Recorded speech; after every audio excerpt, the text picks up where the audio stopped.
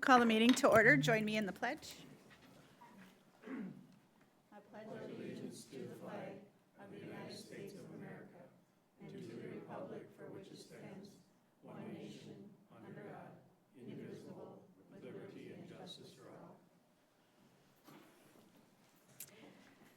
I'd like to welcome everybody here tonight for our business meeting for the school board for the month of July. We do have open forum on the agenda, and we do have one participant, Linda Bottleson. You can come on forward. While you're making your way up, we'll just remind our open forum that it lasts 2 minutes, and we have a timer going, so you don't have to worry about it, Linda, okay? It's very clear. Okay. I'm Linda Bottleson, and I've had relationships with the school district since 1989. I've either been a para, I've taught science, I taught a reading program at Sibley for 4 years, and I know a lot of people in town. And it bothers me as I have people come to me and say, I'm not going back to teach, or I'm not going back to be a para, because I've been in classrooms where nobody's told me who I should be seeing or what I should be doing. And somebody needs to give direction to a para or a teacher. I don't know, we used to see school board members in the schools, and it was so nice to be able to talk to them one-to-one. It was a very wonderful thing. Teachers aren't seeing that anymore. I don't think I could pick the superintendent out of a crowd, and I used to always know the superintendents and the principals.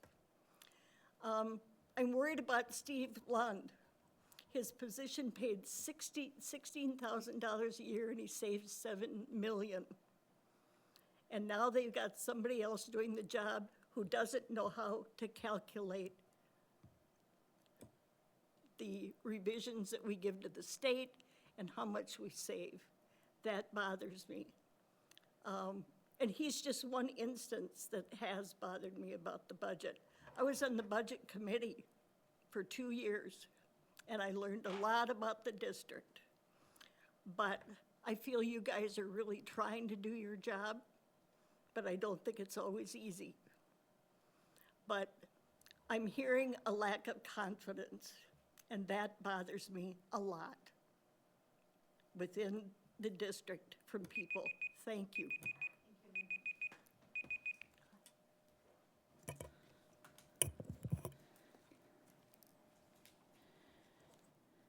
So we'll move on to approval of today's agenda. This is an action item. I look for a motion. So moved. Is there a second? Second. All those in favor?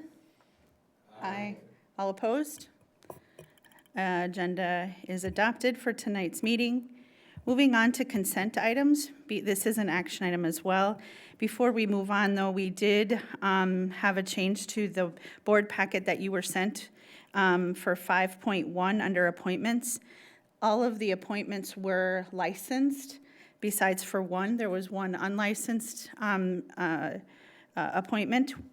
We're going to receive in August more unlicensed, so we thought it was appropriate to keep them together. So we pulled the unlicensed out of the appointment, and it doesn't affect anything from now until that August 15th meeting. So if everybody's okay with that, you're going to see it come up again, and I wanted to clarify. So having said that, anybody interested in making a motion for the consent items? So moved.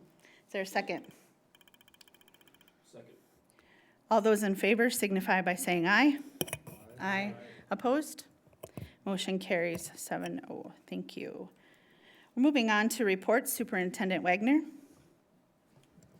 Thank you, Madam Chair, and directors, teacher representatives, and the community. I'm going to center us in our vision, inspiring learners and cultivating growth to positively impact our community. And I think Linda left us, but thank you for your words, Linda. I appreciate that. So the first thing I want to reinforce is just as we closed out our Tiger Tales, it was exciting to see our students, there were the academic experience, but also the experiences outside of the school. So, Principal Thomas, thank you for your leadership in that and giving our students access to, the canoeing. And I know they were trying to navigate the flooding and the high water.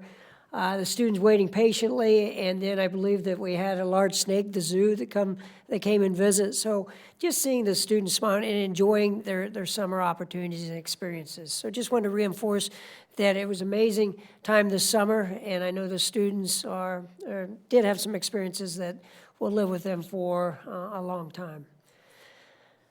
The second one, not to be an alarmist, but this will be our last board meeting before we welcome back staff on August 13th.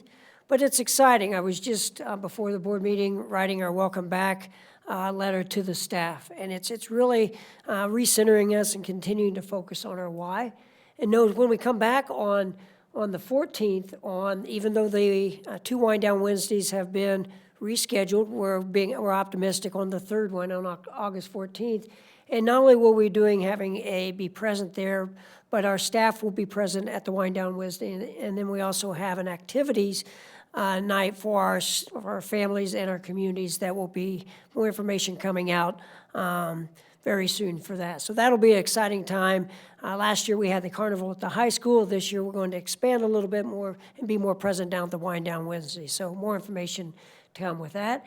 And then right around the corner, August 16th and 19th, we have elementary conferences. So it's coming very quickly. Prior to that, we have the exciting tradition of our 4-H or our county fair and those experiences. So I don't want to rush the summer away, but just know that this will be our last board meeting before staff come back. So just wanted to put that out there. And then as a reminder, the kindergarten registration, we're still accepting registration for all students choosing Albert Lee. Thank you. Thank you, Superintendent Wagner. We'll move on to school board member reports. Let's start with Bruce. No report this evening. The Freeburg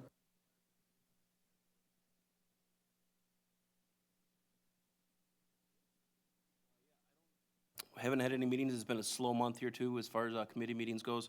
I did just want to report, I've had a lot of feedback regarding the community ed programs and camps this summer. I had a lot of people reach out and say that they've been, the kids have been really exciting. They're excited to go to them. They've been filling up quickly, and I just want to, people were saying thank you, and they were proud of it too. So we also had on a personal note, I was part of the groundbreaking event for the park out at Edgewater, the new inclusive park that's being built. It was raining, so we weren't actually able to be out digging, but we got a lot of media there, and a lot of people from the community showed up for the event. It was a lot of fun, and hopefully in the next couple of weeks we can start digging and start building.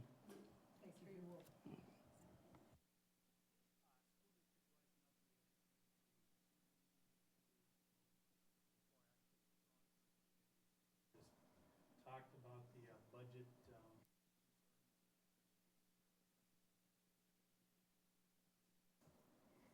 Gary. It has been a quiet June. I took the opportunity to take in a couple MSBA online seminars that are available to us. When I read the literacy plan, I was surprised by the percentage of diversity. I think it was 43% was reported in the literacy plan, which just speaks to the diversity among our student body. And I do want to thank our colleague, Director Valerio, for your work on the all-inclusive park. I know you've put a lot of energy into that, and I deeply respect the work you've done. Thank you. I also don't have any committee meetings to report, but I would echo Gary's thoughts and say good job, Davey, and also Sarah on the all-inclusive park. That's awesome.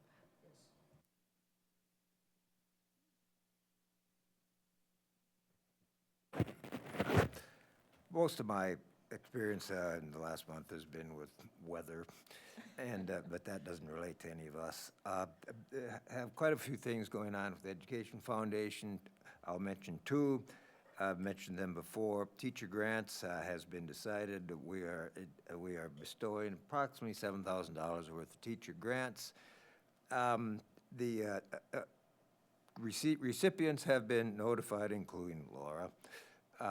And we are pretty pleased with the way that turned out. It's about $3,000 more than we had in our budget, but that's no problem. We can transfer monies from the general fund, which is routine. The other event is the Pathways to Success event reception, which is taking place at the Wedgewood Cove on October 10. And it has now been made public who our distinguished alumni are and our distinguished educators. I will mention them. The distinguished alumni are Tom Butch and Ted Unseth, two 1964 grads. I know that because I was a classmate of them, had nothing to do with their selections. I did not nominate them, coincidence.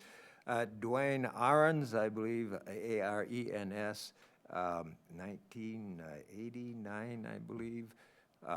Been involved in a lot of things with business and real estate in Minneapolis. And Grant Ahrens, who is a familiar name in the Albany area. His family has been here for a while. The distinguished educators are John Cliff, a middle school teacher, junior high teacher, Charles Carpenter, who started the summer science program, which was pretty popular a while back, Robert Berthelsen, who was a counselor and at both the Southwest and the high school, and Glenn Parsons, who was an elementary teacher. That's it.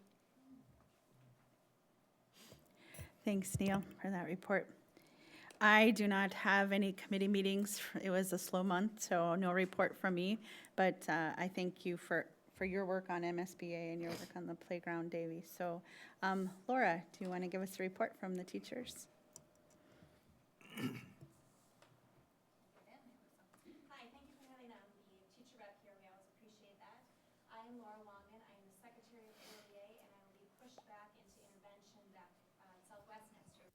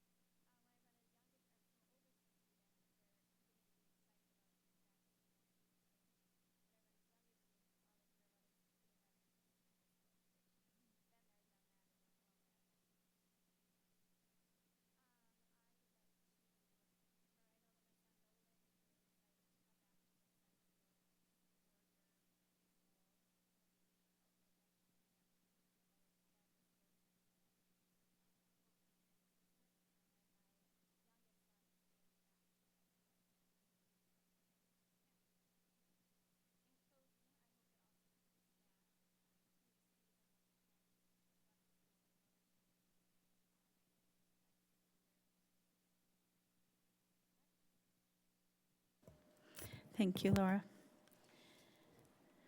All right. Moving on to number 9, effective and efficient operations.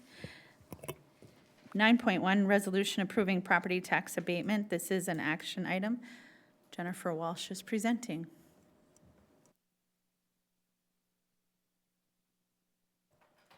Chair Nelson, Superintendent Wagner, and the rest of the school board. These are some four tax abatement resolutions that have already been approved by the city, and they sent them our way. This is just in continuation of a program that the school board approved to participate in. And under the program, any person who obtains formal approval from the appropriate local jurisdiction between January 1 of 2022 and December 31st of 2026 shall be eligible to receive up to 100% tax abatement of the increased real estate taxes resulting from the renovated housing unit of the increment value over 3 years, with the potential for an additional 3 years. So the difference between the unimproved property and the improved property, that property tax is what would be abated. So I am recommending that that you approve the resolutions for 3 parcels at Wedgewood and a parcel owned by Richard and Marcia Hoffman.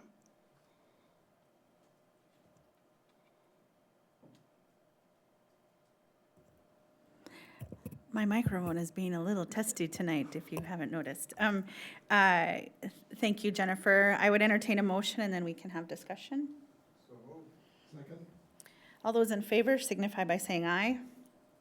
Aye. Opposed? All right, any discussion or questions for Jennifer before we vote? Oh, you're right, we did. I'm sorry. Are there any questions, and then we'll take the vote off? I'm sorry. Okay, everybody's good? Okay. Thank you. Sorry. I will forward this to the city tomorrow. Yeah, I knew what they were gonna say, right? Yeah. My microphone threw me off, right? Okay, I'll do better. So now we're gonna move on to policy review, and Ashley is the presenter. Ashley Mattson is the presenter on all of the policy presentations. Yes, Thank good you. evening, Chair Nelson, school board directors, and Superintendent Wagner. So tonight, we bring forward policies from our policy committee meeting with legislation revisions, and then as well as first reading policies as well. So Executive Director Franks and myself were a team on this policy committee meeting, as she really took a look and would present Policy 621, Literacy and Read Act, and Policy 503. So I will try to do my best and bring those forward for the first reading. She will join us for the second reading when she returns.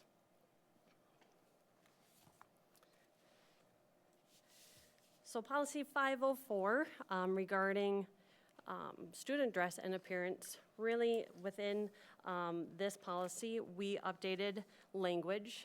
For instance, instead of grooming, we then changed it to appearance. And then also provided just a broad general overview of clothing causing a disruption to the learning environment. And really that aligns with our student handbooks, not only at the Southwest Middle School handbook, but also the high school. Areas within that policy also have some legislature laws that were passed in 2023. So one under B on the first page is regarding hair. And then towards the back page is under B, not prohibiting an American Indian student from wearing regalia or objects of cultural significance at a graduation ceremony. So those are the changes in the first policy, Policy 504.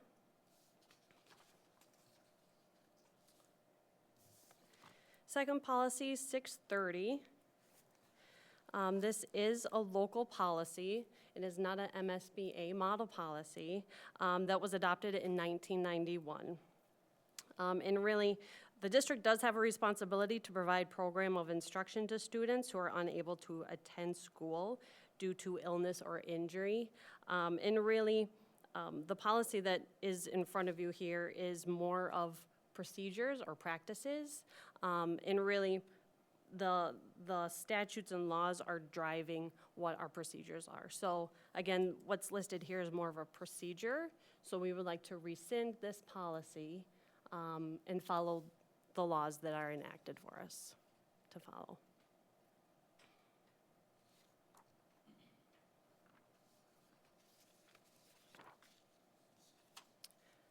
The next two policies, and before I go into the school resource officer policy, policy 506 and policy 507 really align with changes within the state statutes regarding employees and that definition of school resource officer. So, really during the policy committee meeting, we actually took out the actual statute and kind of went line by line as really changes in these policies now reflect what those statutory changes have been, including reasonable force, and removes the word imminent.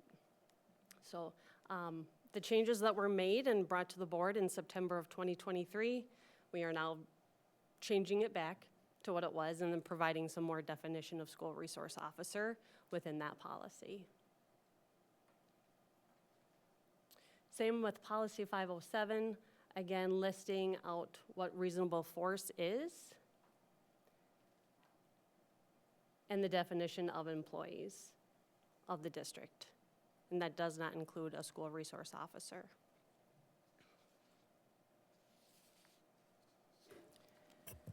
And Ashley, just to clarify, when the policy committee met, those changes are based on we initially made those changes to policy in September of 20. Yes, 23, Three. last year. Mostly because there hadn't been definitions identified, and there had been changes to the law since then, or statute. So that's why, just to clarify, that's why, Yes. right? Yep, so last session, they entered or put in the word imminent and just had employee or school district, whereas now they've created those definitions of what a school employee is. And again, like I had mentioned, not including the school resource officer.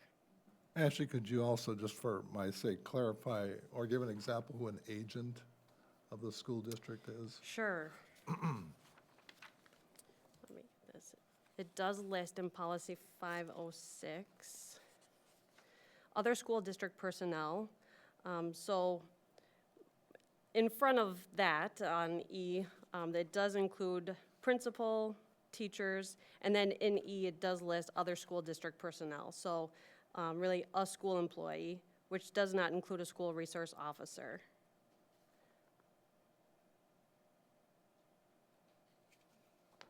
So anyone working on behalf of the school district.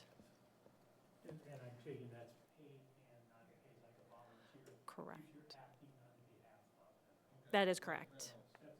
Yep, Yeah, that would be the agent piece. yep. Oh, okay, Thank gotcha. you.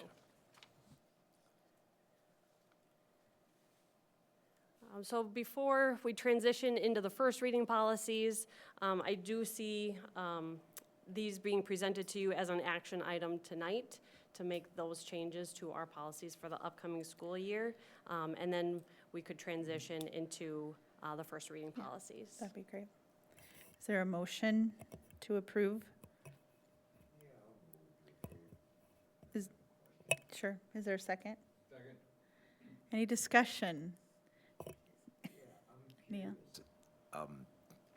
Why the language that identifies Native American has been listed as American Indian, which suggests to me somebody who was originally from India but is now an American. Why not Native American?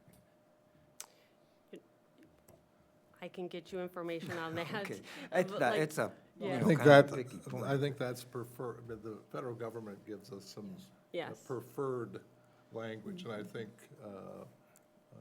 Native American, or American Indian is preferred over Native American.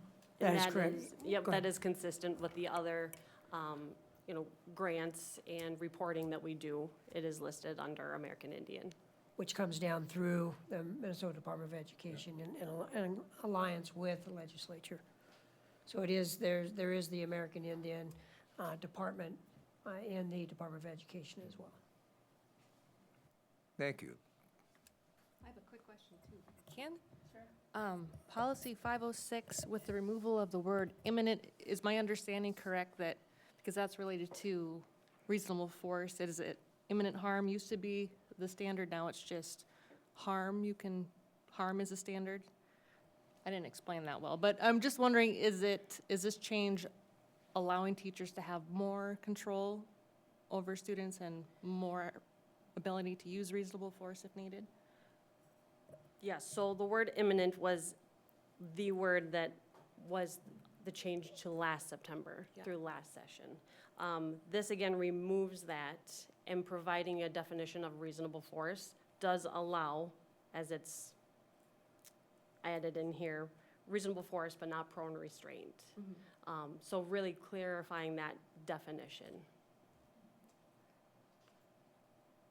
And I believe there's some subjectivity to imminent, and I think that's why through the potential litigation, they removed that. Okay. And giving clear direction on the type of hold. Correct. Yeah. Any other questions or comments? All right. All those in favor of policy 506, policy 507, policy 630, and policy 504 as presented, signify by saying aye. Aye. Aye. Opposed? Motion carries 7-0. All right, Ashley. Okay, so moving on to then the first reading, policy 507.5 does align with policy 506 and 507 regarding school resource officers. Again, really reflecting the requirements of school resource officers within the state statute. And then in this policy also, it establishes the duties and training requirements of the school resource officer. This is not an action item, but are there any questions or comments regarding this policy?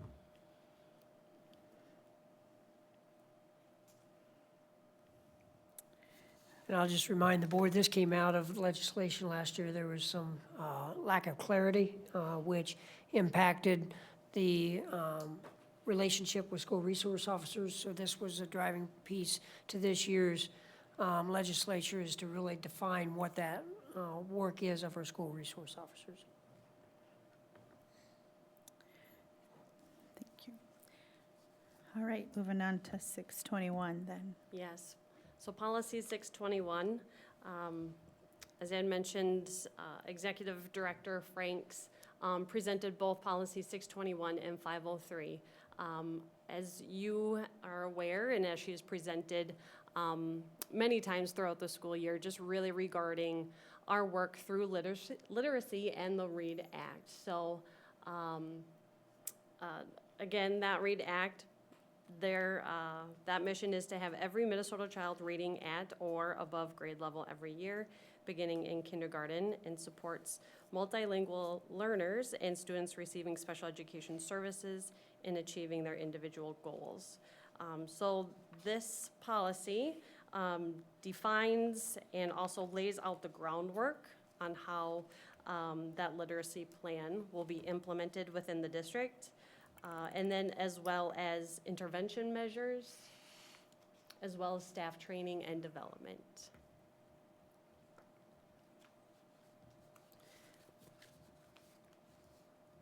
We do have our local literacy plan available on the website. Looks something very similar to this. Very well written and really lays out that strategic plan of our work through the READ Act. And just to build on that, it was, prior to that was the world's best workforce, and it was the read well by third grade. They've taken that language out, and it's proficiency at grade level for all students. So that's the shift So you, in the world's best workforce language will be shifted as well. Any questions or comments before we move on to the next policy? Thank you, Ashley. Then the last policy for this evening, Policy 503, student attendance. These changes do reflect the religious observance accommodation for any student in the district and requests for any accommodations to be worked with the billing administrator. And the other item that is included in student attendance really lays out the definitions of what continuing truant is, that reporting responsibility of the district, and then as well as habitual truant. So again, working with building administrators and making sure that that lines properly with their student handbooks for the upcoming year. Kim? One comment. I see a lot of the definitions and everything you read. I don't see the outcomes for, let's say, a habitual truant, or for students that are over 3 days or things like that. Do you see any kind of, is that different for each building? Or where is that listed at that we know? I mean, if we have a middle school student, since I see Mr. Johnson here that's been gone for 87 days, you know, and they're still coming to school, or they're allowed back into school at that point, Sure. I don't see any reference to what are we gonna do about it. Yep, and that is then, not to that degree, but there is some definition within the handbook of what that looks like. And then not only within the handbook, but the team itself at the building for each individual student. Is that something that we could take a look at too? Because I mean, you know, it'd be nice if there was some coherence between buildings and grade levels and all this, but also, again, I just got a real hard time when I hear about some of the habitual truants that just kind of show up when you want to show up, and so that, I just wondered if we can look at that, or at least discuss it. Yeah, that's a great point. I know Vice Chair Schindler has asked for some information, so we will be presenting, and we'll use the data point for Q1 as baseline, and reporting out what are our attendance plans by each school, and what does that look like, and how's that folded into the school improvement plan. So all that will be presented to the board in a study session, which is aligned to our strategic plan.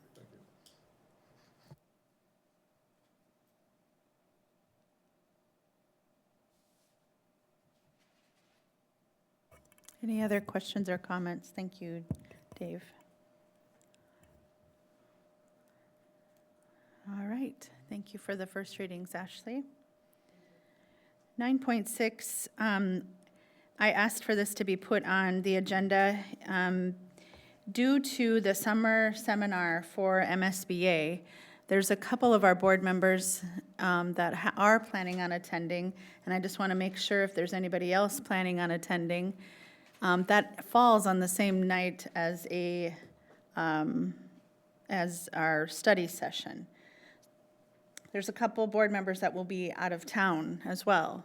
So if 4 of our board members are not in attendance, I'm recommending, I still think we need to have a second meeting, a study session in August, if people agree. I would like to propose moving that to August 12th, Monday, August 12th. So that's why I have an action item there. If we want to have a motion and a second, then we can discuss. So move. Is there a second? Second. Any discussion about move? Same time, 5 o'clock, same time and place, just moving it to Monday, August 12th. Okay, It can work. okay. Thanks. Okay, all in favor, signify by saying aye. Aye. All opposed? Thank you, everyone. 7-0, Darcy. All right. I now close, we're moving into, looking for a motion to move into closed session. This is an action item. Is there a second? All those in favor signify by saying aye. Aye. Moving into closed session.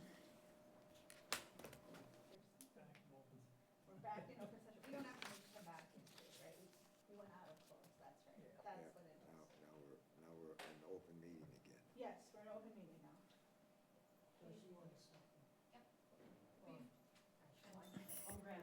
now. Before we adjourn, I just want to remind the board of Friday's, July 19th, from 9 to 11:30. In this room, we will have a retreat with our friend Terry from MSBA. And just really kind of going over some of the stuff that Gary and I got to attend for board directors, our board officers, but there were a lot of directors that attended that, and I thought that would be really good information for the group. And so Darcy and I worked with him on on him presenting, and I think everybody knows who he is, right? How long? Run that by me again. Okay, July 19th? July 19th, this Friday, 9 a.m.? 9 to 11:30. We'll be done by 11:30. Yes, If I'm not stuck in jury duty, I'll be there. right. Oh, you're on jury 9 to duty. 11:30, yep. And the only order of business is to have him present to us. Okay. And then switching the Monday, August 5th Right. to August 12th, 5 PM in this space. Right. All right, And we have a meeting, a regular meeting the following week. the following week, yeah, the 17th. So, oh no, the 19th. Yep, so August 19th. I keep saying the 15th. Why do I keep saying the 15th? Not the August 15th. We're not meeting on August 15th. Yeah, it's the Today's 19th. 15th. The next board meeting's the 19th, correct? The next, No, 12. 12. Our retreat is the Yes. 19th. Retreat is the 19th. Retreat is the 19th. retreat's 19th. Special. Special are the study sessions, the 12th of August, and then full board business meeting is the 19th of August. Yes, we got it. All right, is there a motion to adjourn? Is second, I want to stay. everybody wants to stay. Motion carries. We're just gonna get out of here, yeah. It's more